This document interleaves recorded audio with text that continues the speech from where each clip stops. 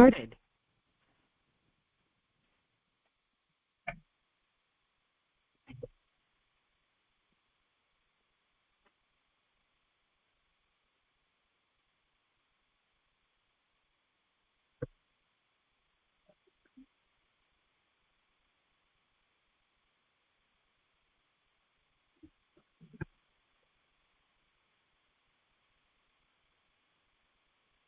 नमो लोये सौहरिहन्तानं नमो लोये सौहृदानं नमो लोये सौवागिर्यानं नमो लोये सौज्यायानं नमो लोये सौत्रिकावती सावनं ओंकारमिन्दु संयुक्त नित्यं जयन्ति योगिनः कामदं मोक्षदं चैव ओंकाराय नमो नमः मङ्गलं भगवान् मङ्गलं गौतमोऽग्नि मङ्गलं कुन्कुण्डारि विजेन्द्रमोसुमङ्गलं नमः समयसाराय स्वानुभूत्या चकास्ते चित् स्वभावाय भवाय सर्वाः विभाव निरुद्ध निराकार।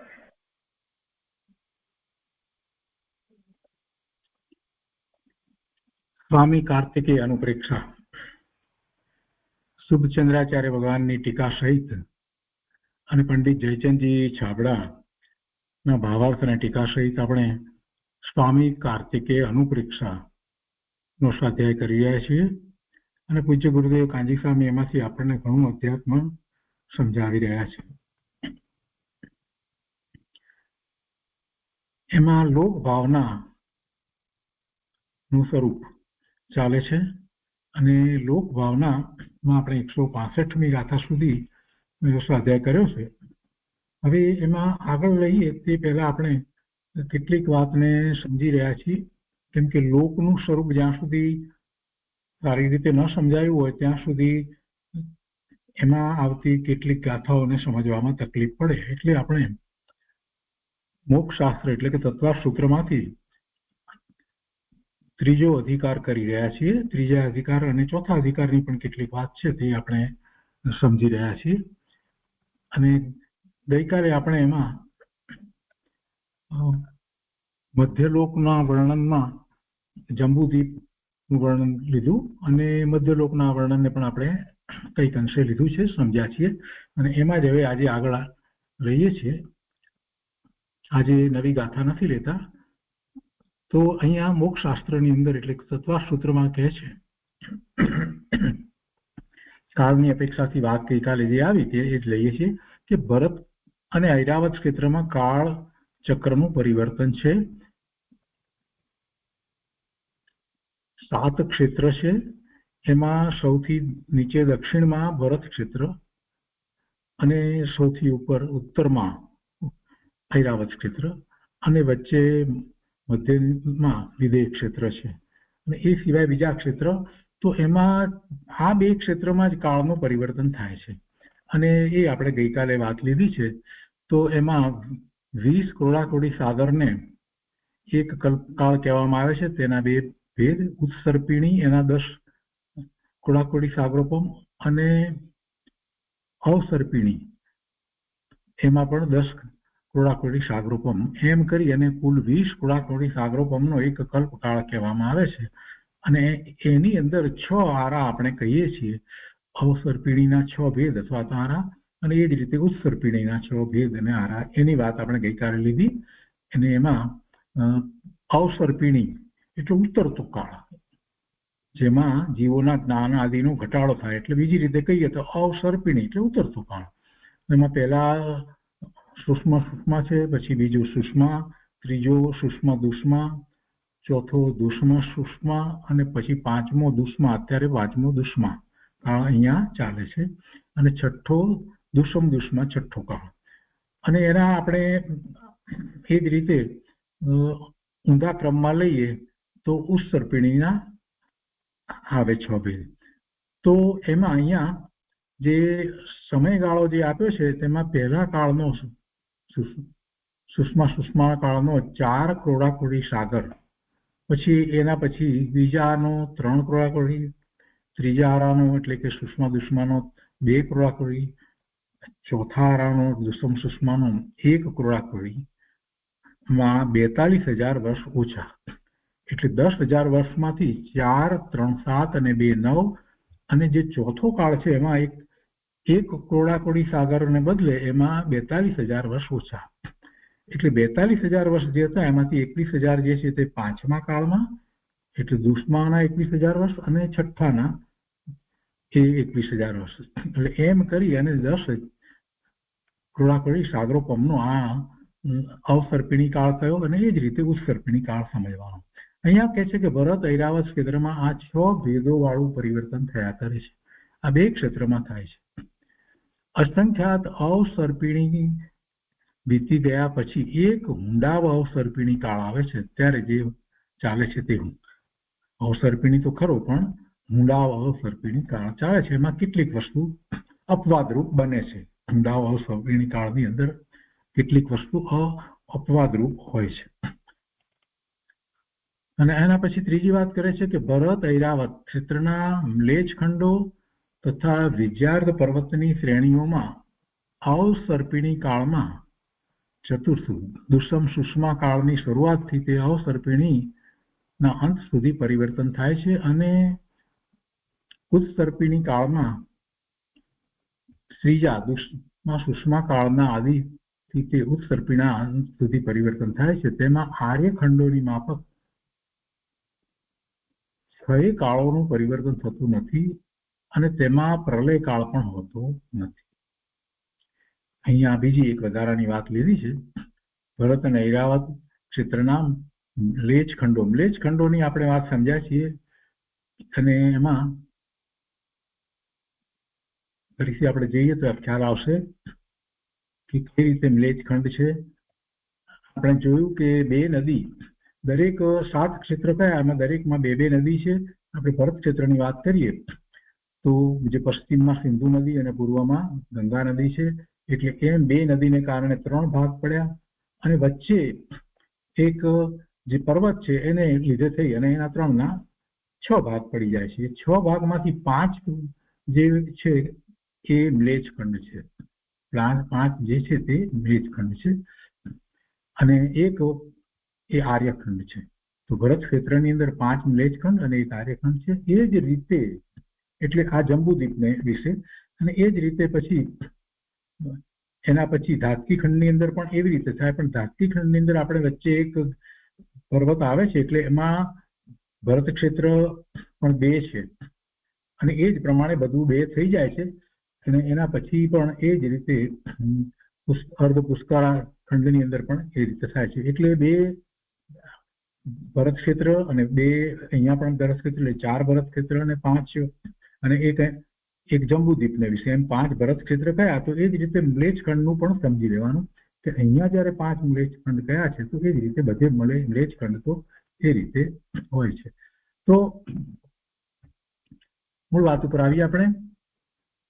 તો એમાં ભરત ઐરાવત ક્ષેત્રના અને એ જ પ્રમાણે ઐરાવતના ક્ષેત્રના મ્લેચ્છ ખંડો તથા વિજયાર્ધ પર્વતની શ્રેણીઓમાં અવસર્પિણી કાળમાં ચતુર્થ કાળની શરૂઆતથી તે અવસર્પિણીના અંત સુધી, એટલે ચોથો, પાંચમો અને છઠ્ઠા સુધી પરિવર્તન થાય છે અને ઉત્સર્પિણી કાળમાં ત્રીજા કાળના આદિથી શરૂઆતથી તે ઉત્સર્પિણીના અંત સુધી પરિવર્તન થાય છે. તેમાં આર્યખંડોની માફક 6 કાળોનું પરિવર્તન થતું નથી અને તેમાં પ્રલય કાળ પણ હોતો નથી. મ્લેચ્છ ખંડોની અંદર પ્રલય કાળ હોતો નથી. એટલી વાત એમાં વધારામાં કરી. હવે ભરત ઐરાવત ક્ષેત્રના મનુષ્યોના આયુષ્ય અને ઊંચાઈની અહીંયા વાત કરવામાં આવી છે. આયુષ્ય અને ઊંચાઈનો આ કોઠો આપવામાં આવ્યો છે અને કાળ અહીંયા બાજુમાં આરો આપવામાં આવે છે. 1 થી 6 આરા આપવામાં આવે છે અને શરૂઆતમાં કેટલું હોય અહીંયા આયુષ્ય, તો પહેલા આરાની અંદર શરૂઆતની અંદર ભરત અને ઐરાવતને બંનેમાં સરખું છે. તો 3 પલ્લેનું હોય અને પછી એ પહેલો આરો પૂરો થતા પછી ઘટી અને 2 પલ્લે સુધી થઈ જાય. એ જ રીતે બીજા આરામાં 1 પલ્લેનું હોય અને અંતમાં 2 પલ્લે સુધી બીજા આરાની અંદર. અહીંયા આ કદાચ કંઈક શરૂઆતમાં 1 પલ્લેનું હોય એના બદલે 2 પલ્લે અહીંયા હોવું જોઈએ અને અહીંયા 1 હોવું જોઈએ. કદાચ કંઈક ભૂલ હોય એવું લાગે છે. પછી ત્રીજામાં એ પ્રમાણે 1-1 છે. ચોથામાં 1 પલ્લેનું શરૂઆતમાં હોય પણ પછી 120 વર્ષ સુધી થઈ જાય, 1 કોટી વર્ષ, પહેલેનું નહીં પરંતુ 1 કોટી વર્ષનું, 1 કરોડ વર્ષનું ચોથા આરાની અંદર. પાંચમા આરાની અંદર અહીંયા શરૂમાં 20 વર્ષ અને પછી અંતમાં 120, એ રીતે અહીંયા લીધું છે 120 સુધી. એટલે ખરેખર તો શરૂમાં આપણે અવસર્પિણી કાળની અપેક્ષાથી લઈએ તો 120 અને 20 એમ કહેવાય, અને પછી 20 અને 15 એમ. તો આ રીતે અહીંયા કોઠાની અંદર એ આપવામાં આવ્યું છે, ને એ જ પ્રમાણે ઊંચાઈ પણ એ ઘટતી જાય છે. અને છેવટે છઠ્ઠા આરાની અંદર તો છેલ્લે 1 હાથ ઊંચાઈ રહે છે.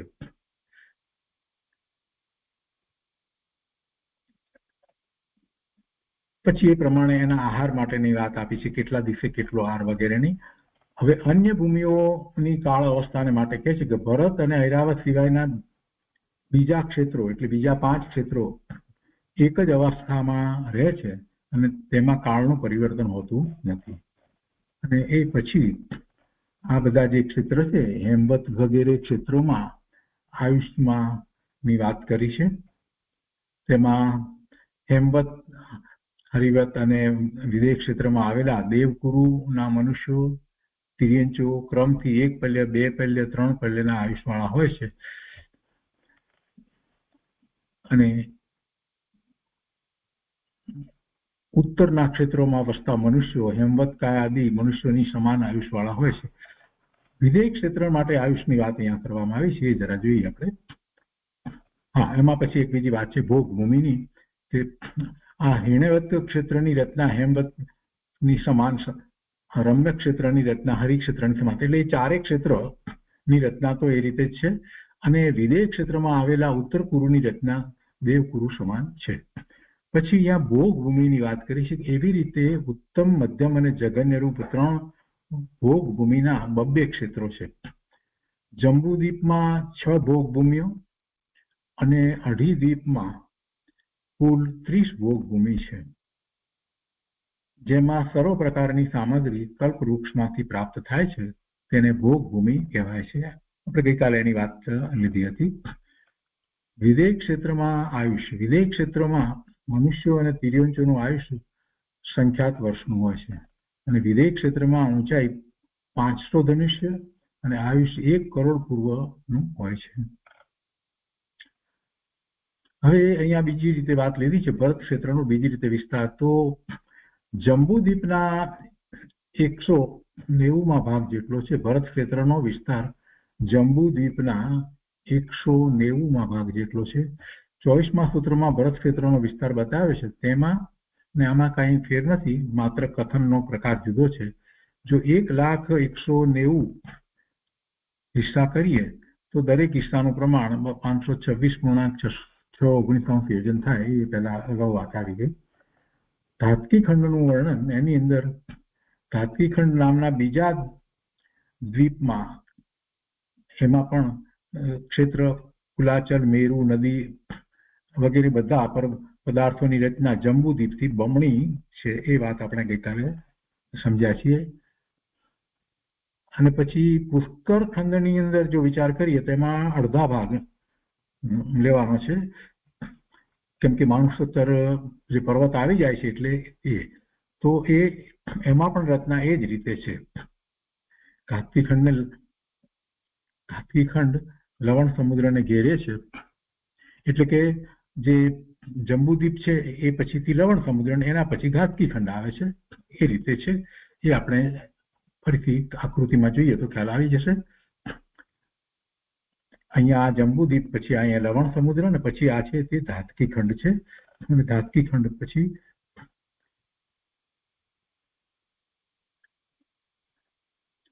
તો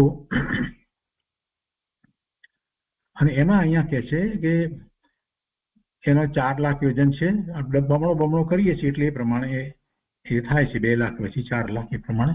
હવે પુષ્કર દ્વીપની અંદર અડધો લેવાનો, કેમ કે એની પછીનો જે અડધો ભાગ જે છે એમાં મનુષ્યો જઈ શકતા નથી, ત્યાં મનુષ્યની વસ્તી હોતી નથી.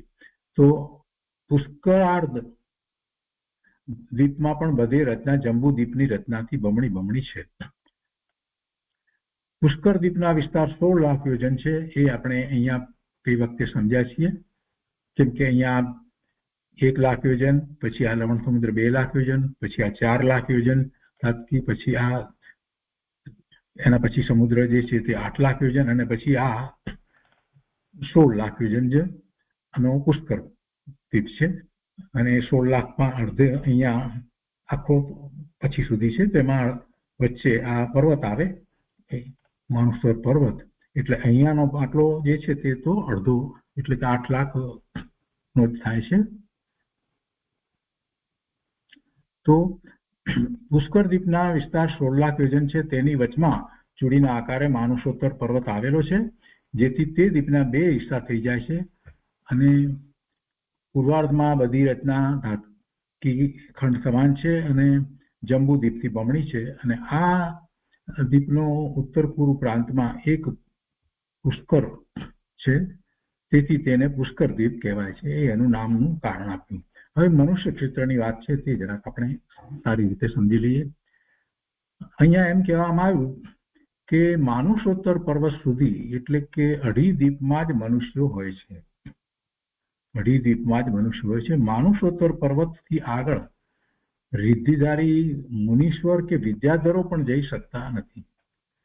તો જંબુ દ્વીપ, એના પછી લવણ સમુદ્ર, પછી ધાતકી ખંડ, પછી કાલોદી સમુદ્ર અને પુષ્કર દ્વીપ નો અડધો ભાગ માનુષોત્તર પર્વત સુધીનો, એટલે પુષ્કરાર્ધ, પુષ્કર દ્વીપનો અડધો, એમ અઢી દ્વીપ થયા. જંબુ દ્વીપ, ધાતકી ખંડ અને અડધો પુષ્કર, એમ અઢી દ્વીપ થયા. અને એમાં આ 2 સમુદ્ર આખા આવી ગયા, લવણ સમુદ્ર અને કાલોદી સમુદ્ર. તો એ ક્ષેત્ર અઢી દ્વીપ છે, તેનો વિસ્તાર 45 લાખ યોજન છે. અને આ 45 લાખ યોજનની અંદર જ મનુષ્ય હોય છે. કેવળ સમુદ્રઘાત અને મારણાંતિક સમુદ્રઘાતના પ્રસંગ સિવાય મનુષ્યના આત્મપ્રદેશો અઢી દ્વીપ બહાર જઈ શકે નહીં. આગળ ચાલતા 8મો, હવે આ દ્વીપની વાત કરી, અહીંયા પુષ્કર દ્વીપની વાત કરી, એ ત્રીજો દ્વીપ આવ્યો, એ પ્રમાણે પછી પાછો સમુદ્ર, પાછો દ્વીપ, પાછો સમુદ્ર, એ પ્રમાણે ચાલતા જે 8મો દ્વીપ છે એનું નામ છે નંદીશ્વર દ્વીપ. આ નંદીશ્વર દ્વીપ છે, ત્યાં મનુષ્ય તો જઈ શકતા નથી, પણ દેવ જાય છે, તો એની વાત કરે છે. અને ગુરુદેવે એ નંદીશ્વર દ્વીપ વિશેની વાત એમના પ્રવચનમાં પણ કેટલીક વાર કરી છે. તો કે છે કે 8મો એ નંદીશ્વર દ્વીપ છે. તો તેમાં 4 દિશામાં 4 અંજનગીરી પર્વત, 16 દધીમુખ પર્વત અને 32 રતિકર પર્વત છે. અને તે ઉપર મધ્ય ભાગમાં જીન મંદિરો છે. નંદીશ્વર દ્વીપમાં એવા 52 જીન મંદિર છે, 52 જીનાલય છે, ત્યાં 52 જીન મંદિર છે આખા. અને એ 8મા નંદીશ્વર દ્વીપની વાત કરી. એ પછીથી 9મો, 10મો, 11મો અને 12મો દ્વીપ જે છે એનું નામ છે કુંડલવર દ્વીપ. કુંડલવર દ્વીપ છે, તેમાં 4 દિશામાં મળી અને 4 જીન મંદિરો છે. અને 13મો રુચકવર નામનો દ્વીપ છે, તેની વચમાં તેરમો રુચકવર નામનો દ્વીપ છે, તેમાં વચમાં રૂચક નામનો પર્વત છે. અને તે પર્વત ઉપર 4 દિશામાંથી અને 4 જીન મંદિરો છે. તો ત્યાં દેવો જીન પૂજા માટે જાય છે. અને એ પર્વત ઉપર અનેક કૂટ છે, તેમાં અનેક દેવીઓના નિવાસ છે. તે દેવીઓ તીર્થંકર પ્રભુના ગર્ભ અને જન્મ કલ્યાણકમાં પ્રભુના માતાની અનેક પ્રકારની સેવા કરે છે. આ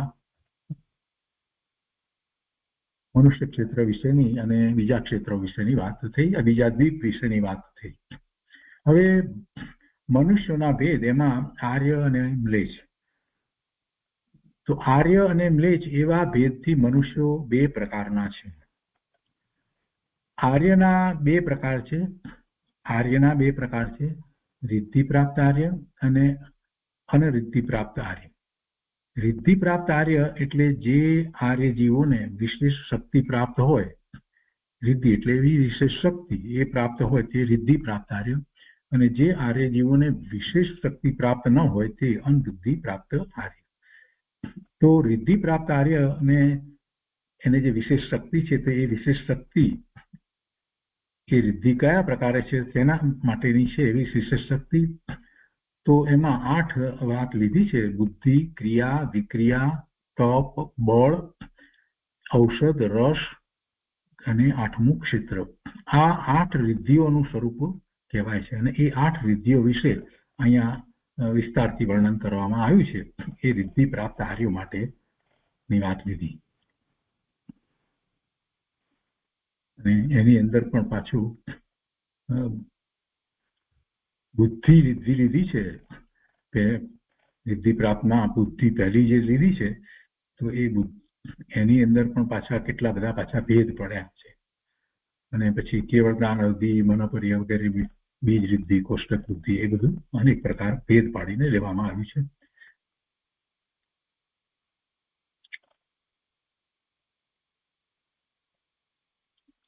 પછી ક્રિયા રિદ્ધિનું વર્ણન છે. તો ક્રિયા રિદ્ધિની અંદર પણ ક્રિયા રિદ્ધિ પણ આકાશગામિત્વ અને ચારણ એ પ્રમાણે બે લીધી છે. પછી વિક્રિયા રિદ્ધિનું વર્ણન છે. ચોથી તપ રિદ્ધિનું વર્ણન છે અહીંયા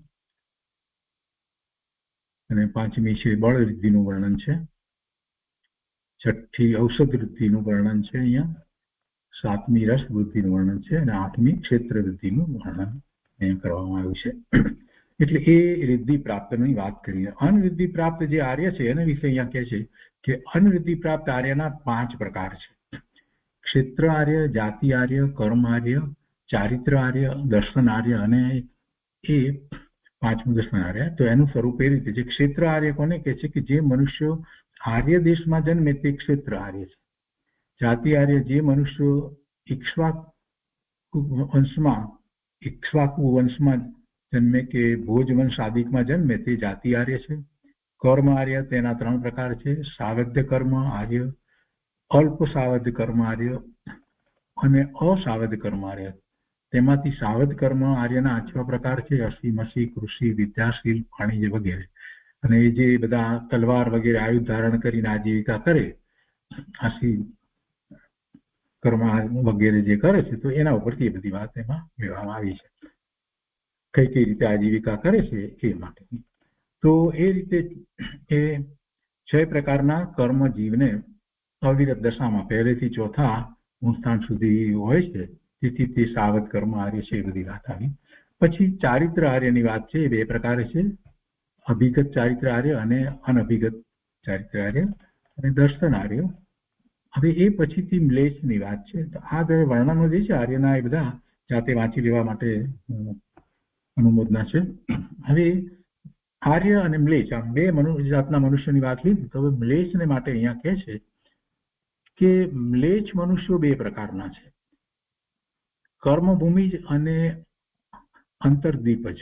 અંતર્દીપ કોને કહીએ છીએ કે જે લવણ સમુદ્ર જે છે ને કાલોદી સમુદ્ર છે એની અંદર નાના નાના બીજા દ્વીપ જે છે જે 48 જે કહેવામાં આવ્યા છે તો એ દ્વીપ જે છે એમાં જે રહ્યા છે તે. તો મ્લેચ્છ મનુષ્યો 2 પ્રકારના છે. કર્મભૂમિજ અને અંતર્દીપજ. તો 5 ભરતના 5 ખંડ, 5 ઐરાવતના 5 ખંડ અને વિદેયના 800 ખંડ એમ 25 એમ કુલ 850 મ્લેચ્છ ક્ષેત્રો છે.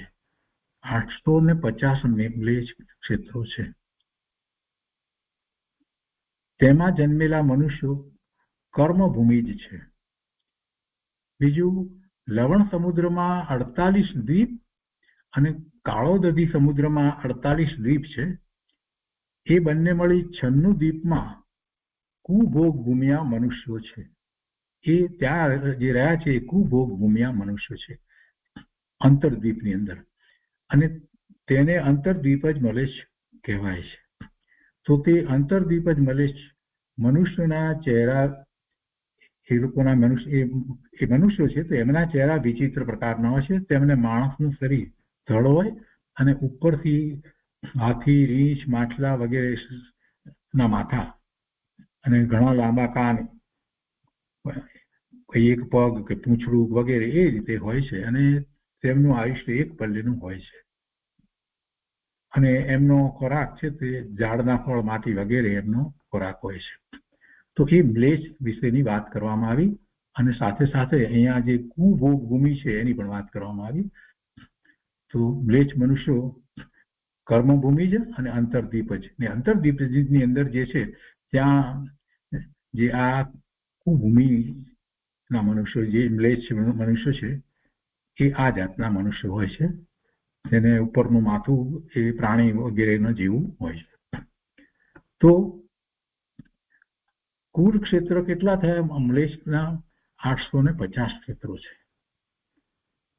અને એમાં જન્મેલા મનુષ્યો જે કર્મભૂમિ છે, અને પેલા એ સિવાયના બાકીના જે 96 કહેવામાં આવે એ કુભોગ ભૂમિના મ્લેચ્છ મનુષ્યો છે. હવે કર્મભૂમિનું અહીંયા વર્ણન લે છે.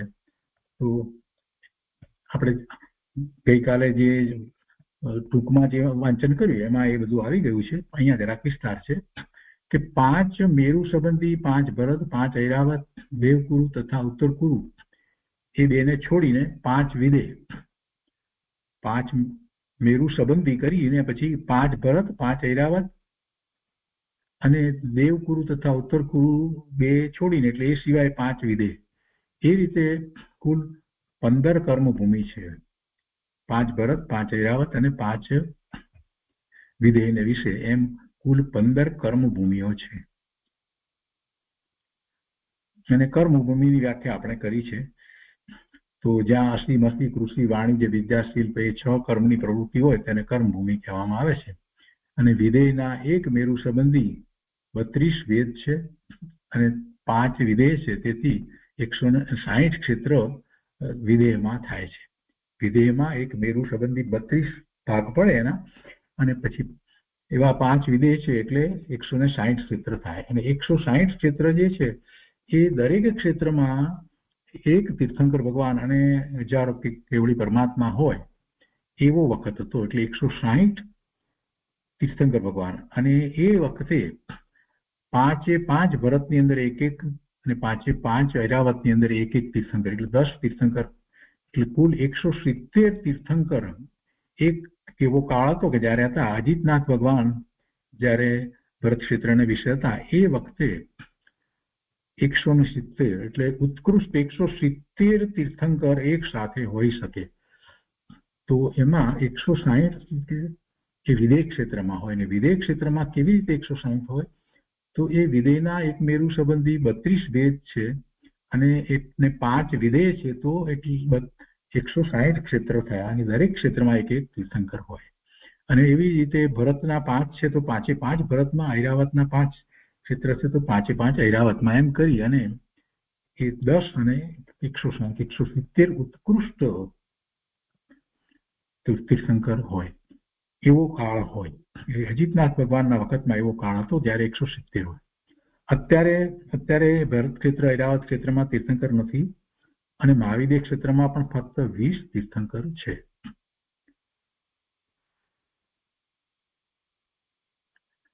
તો એ રીતે 5 ભરત, 5 ઐરાવત એ 10 મળી અને કુલ 15 કર્મભૂમિઓના 170 ક્ષેત્રો છે. અને આ પવિત્રતાના ધર્મના ક્ષેત્રો છે, અને મુક્તિ પ્રાપ્ત કરનારા મનુષ્યો ત્યાં જ જન્મે છે. આ 170 ક્ષેત્રો છે એમાંથી જ મુક્તિ પ્રાપ્ત થાય.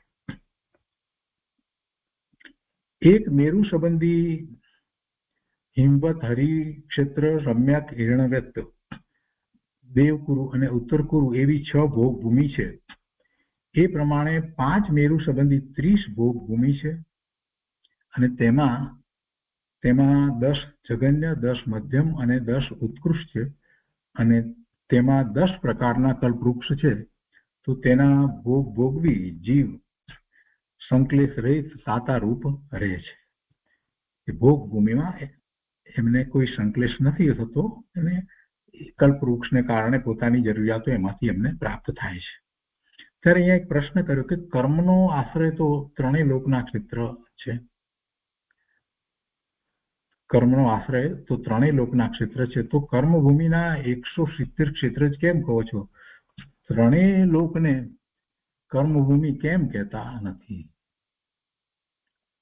એનો ઉત્તર આપે છે કે સર્વાર્થ સિદ્ધિ પહોંચવાનું શુભ કર્મ અને 7મી નરકે પહોંચવાનું પાપ કર્મ, આ ક્ષેત્રોમાં જ જન્મેલા મનુષ્ય ઉપાર્જન કરે છે. કર્મ જે ભૂમિ કહેવામાં આવી ત્યાં, એટલે જે અસી, મસી, કૃષિ આદિ 6 કર્મ પણ આ ક્ષેત્રમાં જ થાય છે. તથા દેવ પૂજા, ગુરુ ઉપાસના, સ્વાધ્યાય, સંયમ, તપ દાન એ 6 પ્રકારના શુભ કર્મ પણ આ જ ક્ષેત્રમાં જ જન્મેલા મનુષ્યો કરે છે. તેથી આ ક્ષેત્રોને જ કર્મભૂમિ કહેવામાં આવે છે.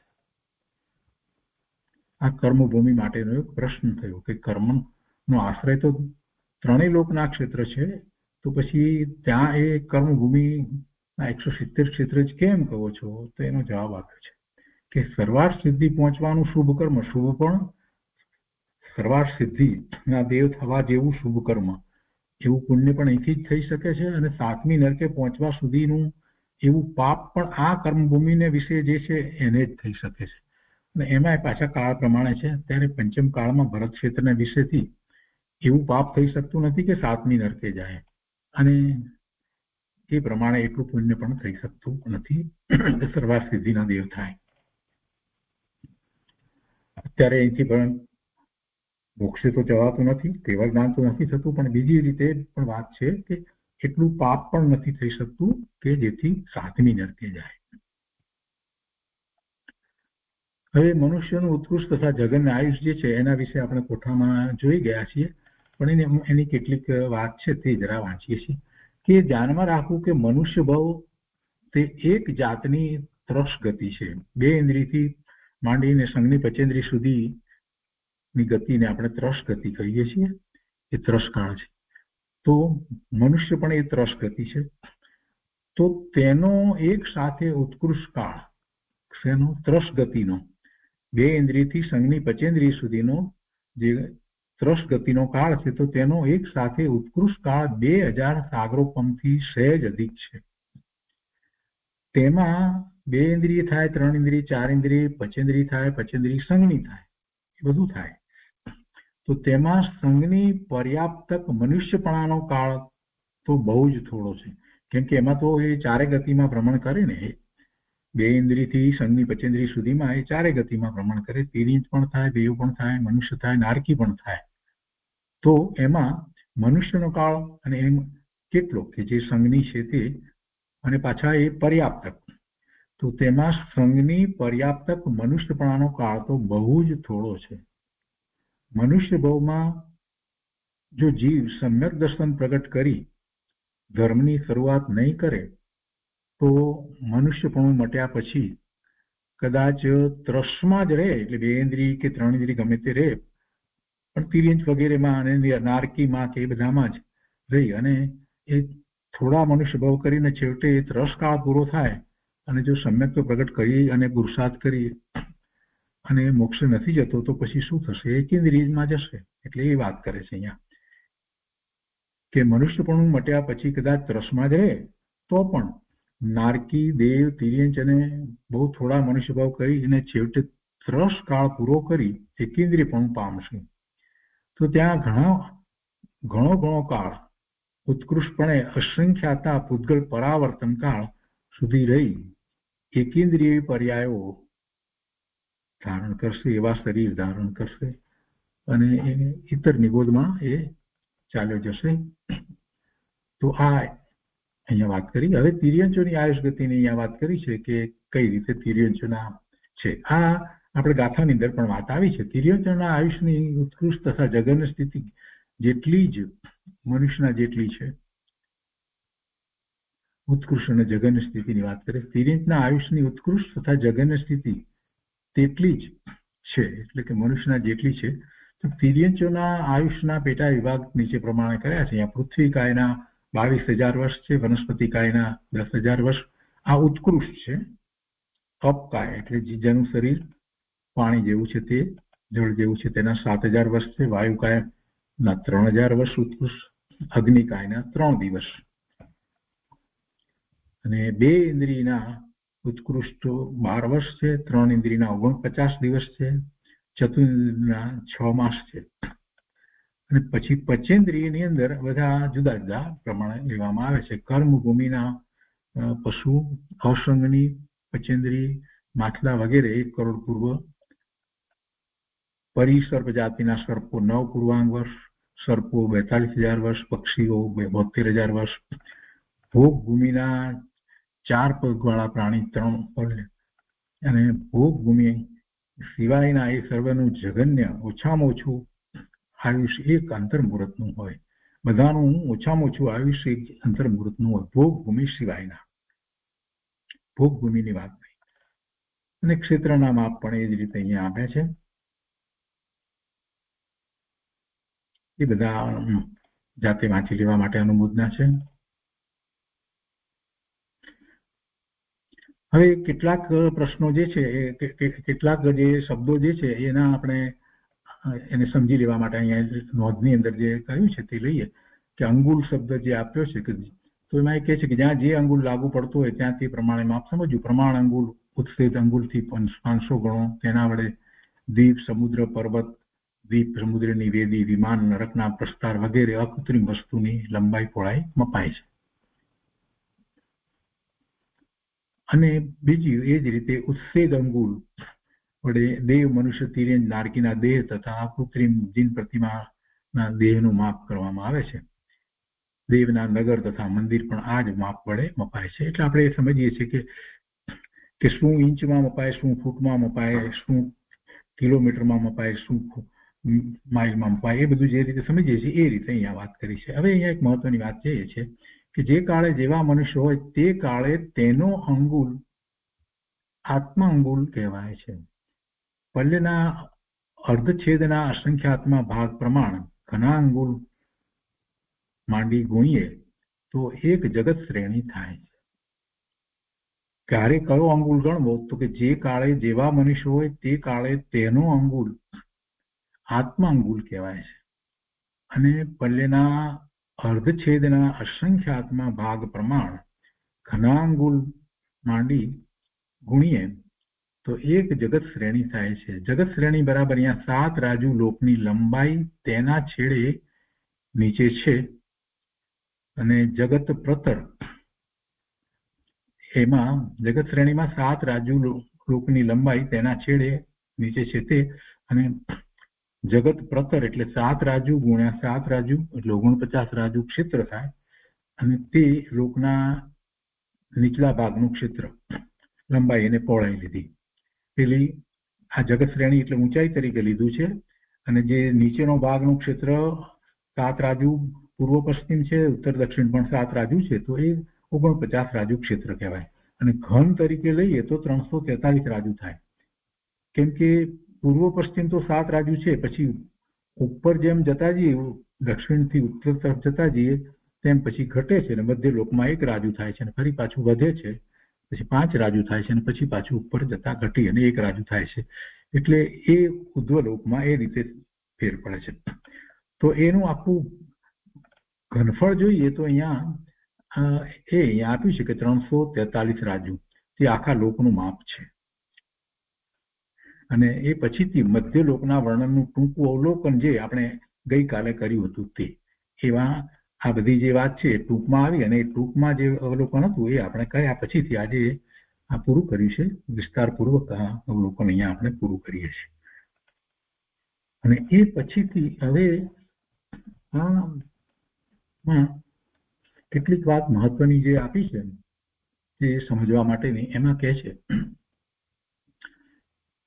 કે આ ક્ષેત્રો લોક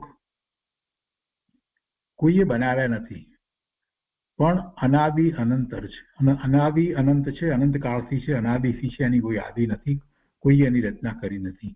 સ્વર્ગ, નરક અને દ્વીપ, સમુદ્ર આદિ જે છે તે અનાદિથી એ જ પ્રમાણે છે અને સદાકાળ એમ જ રહેશે. જેમ જીવ આદિ પદાર્થો આ લોકમાં અનાદિ નિધન છે, જેની આદિ પણ નથી અને જેનો અંત પણ નથી, નિધન પણ નથી, તેમ આ પણ અનાદિ નિધન સમજવા. આ રીતે યથાર્થ શ્રદ્ધાન વડે લોકમાં સર્વ પદાર્થો અકૃત્રિમ એટલે કુદરતી છે, જેને કોઈએ બનાવ્યા નથી એટલે અકૃત્રિમ, જુદા જુદા અનાદિ નિધન જાણવા. જે કોઈ કૃત્રિમ ઘર બાર ઇન્દ્રિય ગમે વસ્તુઓ નવી દેખાય છે તે તો અનાદિ નિધન પૂતગલ દ્રવ્યોના સંયોગી પર્યાયો છે. જે નવું આપણને થતું દેખાય છે એ તો પૂતગલના સ્કંદ છે અને એની પર્યાય છે. અને એમાંથી પૂતગલ પરમાણુ છૂટા પડે અને અંદર નવા જોડાય એ પ્રમાણે થયા કરે છે. એટલે શરીર અને ઘર વાર આ બધું જે કંઈ દેખાય છે તે એ બધું સંયોગે કરીને છે.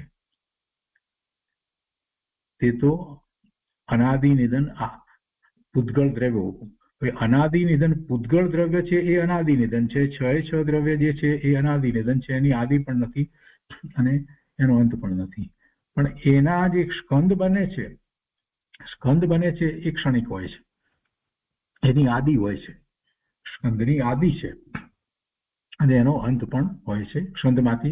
સ્કંદમાંથી પૂતગળ પરમાણુ છૂટા પણ પડી જાય છે. અને એ બધાની જે નવી નવી અવસ્થાઓ થાય છે એને સંયોગી પર્યાય કહેવામાં આવી છે. અને એવી પર્યાયોને જોઈ અને જીવ એમાં સુખ દુઃખની કલ્પના કરે છે, પણ વાસ્તવમાં એ એના સુખ કે દુઃખનું કારણ નથી. તો એમાંના પૂતગળો કાંઈ નવા બન્યા નથી. એ પૂતગળ પરમાણુ તો એના એ જ છે, પણ ભેગા થયા છે જુદા જુદા સ્કંદમાં, જુદા જુદા સ્કંદમાંથી છૂટા પડે છે. તો એ છ દ્રવ્યમાં આ મુખ્ય વસ્તુ છે કે જેનું જ્ઞાન કરવા વાળો આત્મા એક જ છે અને એ એનું જ્ઞાન કરે છે. અને એમાં જે એને ઇન્દ્રિય જ્ઞાન દ્વારા ખ્યાલમાં આવે છે એ બધું પૂતગળની રચનાઓ છે. એ બધું પૂતગળની રચનાઓ છે. બાકીના જે 4 દ્રવ્યો જે છે એ કાંઈ ઇન્દ્રિય જ્ઞાનનો વિષય થતા નથી. ધર્માસ્તિકાય, અધર્માસ્તિકાય, આકાશ અને કાળ એ કાંઈ ઇન્દ્રિય જ્ઞાનનો વિષય થતો નથી. પણ પૂતગળ પરમાણુ જે છે એ પણ નથી થતો વિષય. એ પણ કેવળી ભગવાનના જ્ઞાનનો વિષય છે. પણ સ્કંદ જે છે એ ઇન્દ્રિય જ્ઞાનનો વિષય થાય છે. એટલે જીવને એની રચનાઓ જોઈ અને એમાં સુખની બુદ્ધિ થાય છે. એ એનું મિથ્યાત્વ છે. એટલે હવે એ વાત અહીંયા કરે છે કે માટે જો જીવ નિરર્થક ભ્રમ વડે સાચ જૂઠનો જ નિશ્ચય ન કરે તો તે સાચું સ્વરૂપ જાણે નહીં. દરેક જીવ પોતાની શ્રદ્ધાનું ફળ પામે છે. માટે લાયક જીવોએ સમ્યક શ્રદ્ધા કરવી. આ આખા લોકનું સ્વરૂપ સમજ્યા પછીથી આ વસ્તુ કોઈએ બનાવી નથી અને એ જ રીતે છે. અને એમાં જીવોની વાત જે કરવામાં આવી છે અને બાકીના દ્રવ્યોની પણ જે વાત કરવામાં આવી છે કે જે શરીર જેટલા શરીર કહેવામાં આવ્યા એ શરીર બધા પૂતગળ છે. એ પૃથ્વીકાય કહેવામાં આવ્યું તો જે કાયા છે એ તો પૂતગળ જ છે. કે અપકાય કહેવામાં આવ્યું કે અગ્નિકાય કહેવામાં આવ્યું તો એ જે કાયા છે એ તો પૂતગળનો સ્કંદ જ છે. સાથે રહેલો જીવ છે એ જીવને જીવ તરીકે સમજવાનો છે. એમ સમ્યક શ્રદ્ધા કરવાની છે. અહીંયા 6 કાયના જીવ કરીને છે. જીવ કાંઈ કોઈ કાયાના જીવ નથી. એ તો એનું શરીર એવું છે ને એ પણ અમુક કાળ સુધી એને એવું શરીર હોય, પછી કઈ કાયમ એવું જ શરીર હોય છે એવું કોઈ સવાલ નથી. આગળ પણ કહે છે કે 7 નરક ભૂમિ જે કહેવામાં આવી, અધોલોકની અંદર 7 નરક ભૂમિ કહેવામાં આવી 1 થી 7 સુધીની, એની અંદર બિલ છે અને એમાંથી જે નરકના જીવ જ્યાં ઉપજે છે તે ત્યાંથી પડે છે. તો એ બિલ એની વાત છે. પછી વેશ્યા જે કષાય અનુરંજિત પરિણામ જે છે તે આયુષ્ય, દ્વીપ, સમુદ્ર, પર્વત, સરોવર, નદી, મનુષ્ય, તિર્યંચના આયુષ્ય ઇત્યાદિનું વર્ણન કરી અને શ્રી આચાર્ય દ્રવે અહીંયા 3જો અધ્યાય પૂરો કર્યો છે. એટલે ઉમા સ્વાતિજી ભગવાને આ 3જો અધ્યાય આ બધાનું વર્ણન કરીને પૂરો કર્યો છે. અને 3જા અધ્યાયનું આ રીતે 3જા અધ્યાયમાં અધોલોક, મધ્યલોકનું વર્ણન કર્યું અને ઉધ્વલોકનું વર્ણન 4થા અધ્યાયમાં આવશે. હવે આપણને એમ થાય કે અધોલોકનું વર્ણન તો આવ્યું, પણ અધોલોકનું વર્ણન જે છે એ નારકીનું એ સૌથી પહેલા એ કરવામાં આવ્યું. 7 નરક છે જે આપણે લીધું ન હતું. તો આપણો જ્યારે એ વિષય આવે ત્યારે એ વાંચનમાં આપણે લઈશું. અને એ જ રીતે જે દેવલોકનું વર્ણન જે છે એ 4થા અધ્યાયની અંદર આચાર્ય ભગવાને કર્યું છે મોક્ષશાસ્ત્રની અંદર. ને એ હવે આપણે અહીંયા લોક અનુપ્રેક્ષામાં જે રીતે આવશે એ પ્રમાણે આગળ આપણે લેતા જઈશું. તો હવે આપણે આપણી ગાથા ઉપર ધ્યાન આપીએ. જે ગાથા ચાલી રહી છે એનો વિચાર કરી. 165 ગાથા સુધી આપણે વાંચનમાં લીધું છે અને હવે આગળ લઈએ છીએ.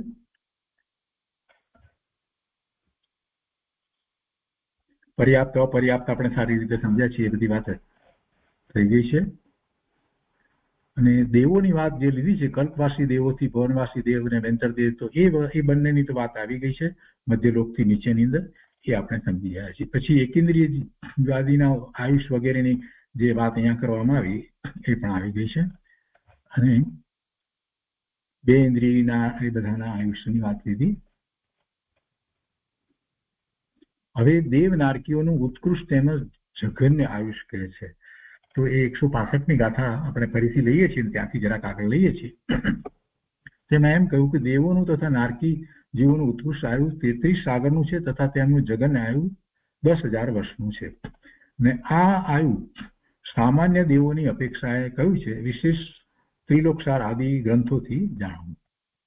પછી 166મી ગાથામાં કહે છે કે હવે એકેન્દ્રિય આદિ જીવોના શરીરની ઉત્કૃષ્ટ જગન્ય અવગાહના એ 10 ગાથાની અંદર કહેવામાં આવી છે. એકેન્દ્રિય આદિ જીવોના શરીરની ઉત્કૃષ્ટ અને જગન્ય અવગાહના કેટલા મોટા શરીર હોય છે એ હવે 10 ગાથામાં કહેવામાં આવ્યું છે. અને એના સામાન્ય વર્ણન ત્યાં આવી ગયા છે, કોઠા પાડીને જે બધી વાત કરવામાં આવી છે. તો એ આપણે સાથે સાથે ફરીથી જોતા જઈશું. તો અહીંયા 166મી ગાથાની અંદર આગળ કહે છે કે અંગુલા સંખ્યાત ભાગ એકાક્ષ ચતુષ્ક દેહ પરિમાણ યોજન સહસ્રમ અધિકમ પદ્મમ ઉત્કૃષ્ટમ જાનીહી. એટલે કે એકેન્દ્રિય ચતુષ્ક અર્થાત પૃથ્વી, અપ, તેજ અને વાયુના જીવો. એકેન્દ્રિય ચતુષ્ક એટલે 4 પ્રકારના એકેન્દ્રિય જીવો. એટલે એમાં વનસ્પતિ કાય સિવાયના જે 4 જે એકેન્દ્રિય જે છે તે પૃથ્વી કાય, અપકાય, તેજકાય અને વાયુકાય. તો એમાં રહેલા જીવોની અવગાહના જગન્ય તથા ઉત્કૃષ્ટ ઘન અંગુલના અસંખ્યાતમાં ભાગ છે. ઘન અંગુલના અસંખ્યાતમાં ભાગ જેટલી એમની અવગાહના હોય છે. ત્યાં સૂક્ષ્મ અને બાદર પર્યાપ્ત અપર્યાપ્ત શરીર નાનું મોટું છે તો પણ ઘન અંગુલના અસંખ્યાતમાં ભાગમાં જ સામાન્યપણે કહ્યું છે. કેમ કે અસંખ્યાતમાં ભાગ કયો એટલે એ એકદમ નાનું થઈ ગયું. એ સૂક્ષ્મ અને બાદરની રીતે ત્યાં આપણે જાણીએ છીએ કે સૂક્ષ્મ અને બાદરનો ભેદ પણ આપણે જાણીએ છીએ કે સૂક્ષ્મ જે છે એ એને આધાર નથી હોતો અને એ આ પૃથ્વી, જળ, તેજ કે અગ્નિ દ્વારા રોકાતા નથી. એ વ્યાખ્યાથી આપણે જાણીએ છીએ. અને બાદર જે છે એને એ આધાર હોય છે. પણ એ બધાને માટે ભેગું જ સાથે અહીંયા કહેવામાં આવ્યું છે કે ત્યાં સૂક્ષ્મ અને બાદર જે પર્યાપ્ત અપર્યાપ્તનું શરીર નાનું મોટું છે તો પણ ઘન અંગુલના અસંખ્યાતમાં ભાગ જ સામાન્યપણે કહ્યું છે.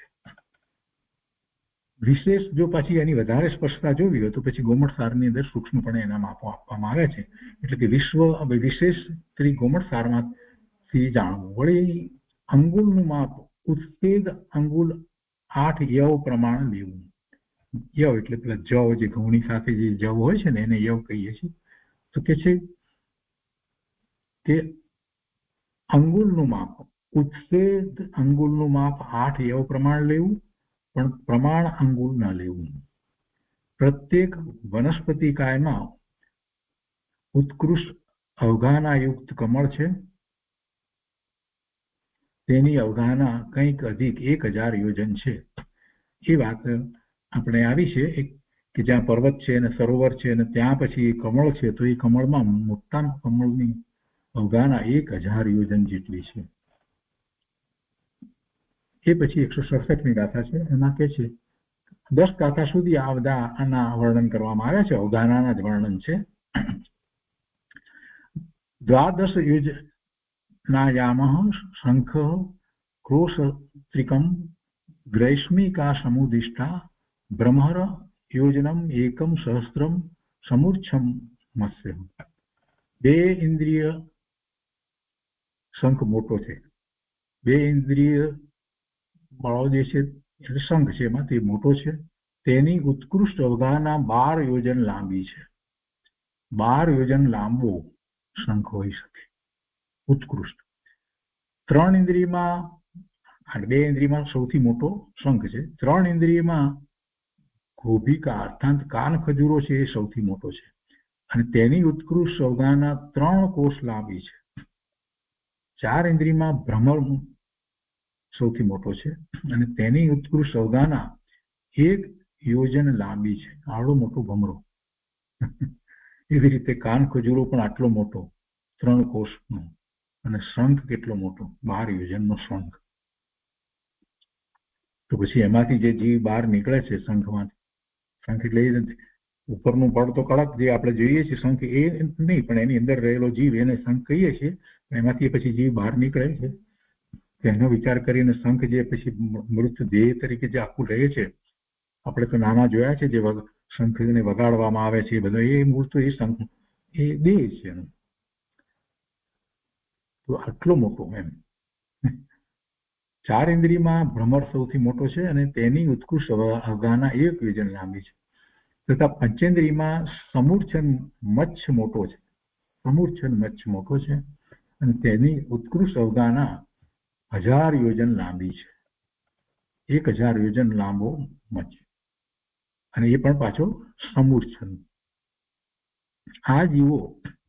આ જીવો છેલ્લા સ્વયંભૂ રમણ દ્વીપ તથા સમુદ્રમાં જાણવા, એટલે ત્યાં સમુદ્રમાં હોય છે અને પછી આમ કેટલાક જે છે એ પાછા દ્વીપ ઉપર જમીન ઉપર પણ આવતા હોય ને, એ અપેક્ષાથી વાત છે. એટલે આ છે તે આ બધા જીવની વાત લીધી, શંખની વાત લીધી, કાન ખજૂરો વગેરેની વાત લીધી, તો એમાં જમીન ઉપર પણ છે અને સમુદ્રમાં પણ છે. તો સ્વયંભૂ રમણની અંદર આ ઉત્કૃષ્ટ અવગાહના એ લોકોની હોય છે. એમાં 2 ઇન્દ્રિય, 3 ઇન્દ્રિય, 4 ઇન્દ્રિય અને 5 ઇન્દ્રિયની વાત કરી. એ પછીથી નારકીની ઉત્કૃષ્ટ અવગાહના કહે છે 168 ની અંદર. 7 નરક છે તો એની વાત કરે છે અહીંયા. પશ્ચ સત ધનુષેધા સપ્ત મનરકે ભવંતી નારકા તતઃ ઉત્સેદેન ચ અર્ધાર્ધા ભવંતી ઉપર્યુપરી. 7મા નરકમાં નારકી જીવોનો દેહ 500 ધનુષ ઊંચો છે. તેના ઉપર દેહની ઊંચાઈ અડધી છે, એટલે કે એના ઉપર છઠ્ઠો છે એનો અર્થ તેમાં 250 એમ.